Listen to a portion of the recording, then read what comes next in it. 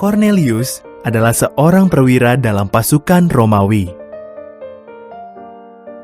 Ia tinggal di daerah bernama Kaisarea. Cornelius dan keluarganya menghormati Tuhan. Mereka bukan orang Yahudi. Mereka tergolong bangsa kafir.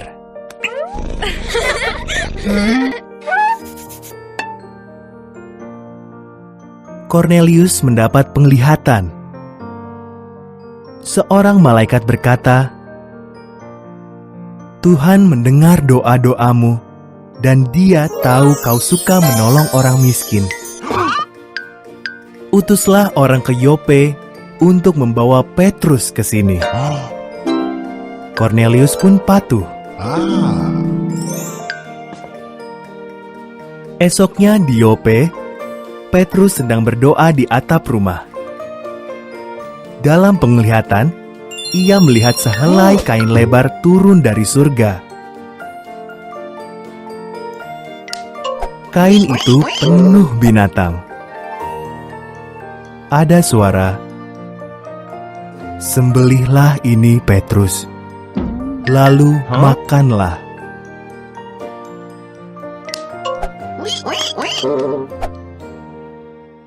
Semua binatang itu tidak boleh dimakan oleh bangsa Yahudi. "Aku tidak boleh makan ini," jawab Petrus.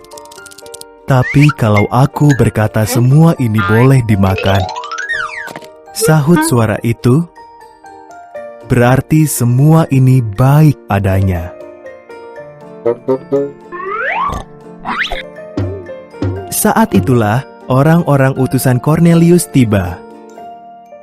Maka Petrus dan beberapa orang pergi ke Kaisarea.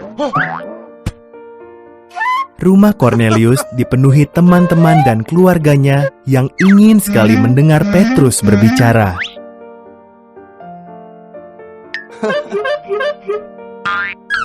Dalam penglihatan, Tuhan menunjukkan kepadaku bahwa Dia menerima semua orang dari semua bangsa. Tuhan mengirim Yesus bagi semua orang. Ia Tuhan atas semua. Ia menyembuhkan yang sakit dan membebaskan yang tertindas.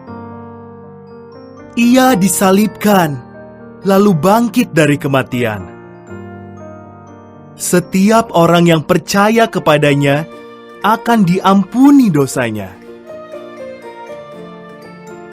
Roh Kudus turun atas mereka, sama seperti pada hari Pentakosta. Lalu Petrus membaptis mereka. Shalom adik-adik. Dari cerita yang baru saja kita dengar tentang Cornelius, kita mempelajari bahwa Tuhan suka dengan orang yang hidup, beribadah, berdoa kepada Tuhan, serta membantu orang-orang yang kekurangan, seperti yang dilakukan oleh Cornelius dan keluarganya. Tetapi, semua perbuatan baik kita itu tidak cukup adik-adik untuk bisa menyelamatkan kita. Kita juga harus percaya kepada Tuhan Yesus yang sanggup untuk mengampuni semua kesalahan dan dosa kita. Oleh karena itu, Tuhan mengirimkan malaikatnya agar Cornelius memanggil hambanya yaitu Petrus untuk menceritakan jalan keselamatan melalui Yesus Kristus. Karena Tuhan mengasihi Cornelius dan keluarganya serta teman-teman dan sahabatnya agar mereka juga boleh percaya kepada Tuhan Yesus. Nah adik-adik, yuk kita tetap berbuat baik kepada orang-orang yang membutuhkan, orang-orang yang berkekurangan. Apa yang bisa kita lakukan? Mungkin kita mempunyai kelebihan mainan atau makanan atau uang yang bisa kita sumbangkan. Tapi adik-adik izin dulu ya dari papa mama. Kita juga bisa menolong orang-orang di sekitar kita, opa oma kita atau papa mama kita, atau mbak yang ada di sekitar kita, om tante yang ada di sekitar kita yang membutuhkan pertolongan kita. Selamat hari Minggu adik-adik, tetap percaya kepada Tuhan Yesus dan tetap setia berdoa dan memuji Tuhan. Tuhan Yesus memberkati.